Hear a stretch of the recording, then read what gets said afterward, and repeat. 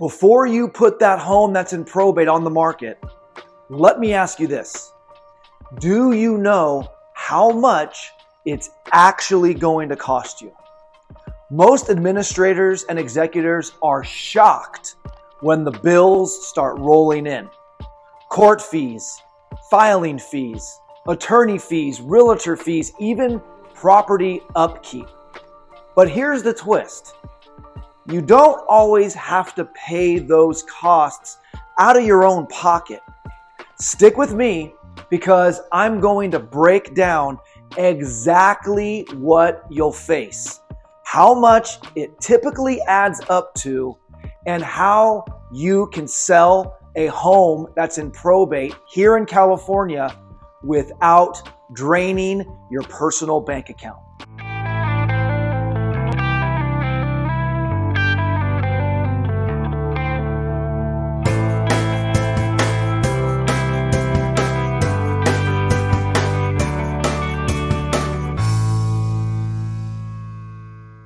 Here's the truth.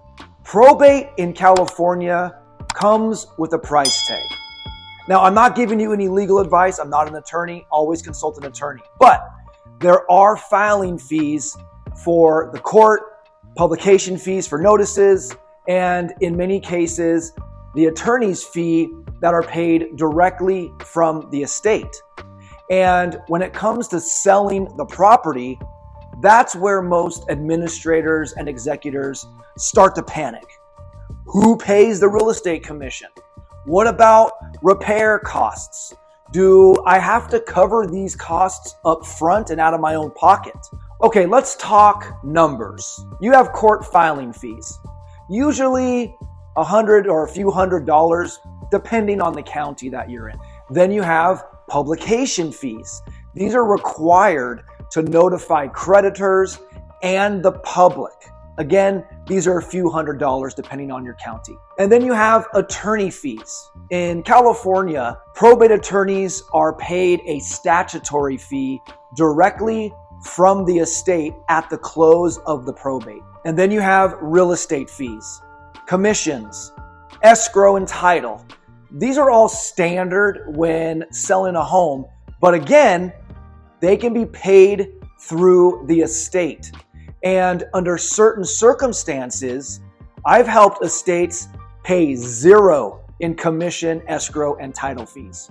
And then you have property maintenance costs. Things like lawn care, the utilities, insurance on the property, or even minor repairs. This is where it can feel overwhelming. But here's the good news. These fees can usually be covered by the estate or deducted from the sale proceeds. Most administrators and executors believe they have to personally pay out of pocket for these expenses. And that's just not true. Unless you choose to, most of these expenses are tied directly to the estate and are handled through the sale proceeds once the property sale closes. That means you can move forward with the sale of the probate home without writing big checks from your own personal account. I'll tell you a quick story about an estate that I worked with here in the Central Valley. They were super nervous that they couldn't afford probate because they thought they were going to have to cover tens of thousands of dollars in fees all up front. Instead, we structured the process so that all of the costs that were up front ended up coming out of the sale of the home at closing.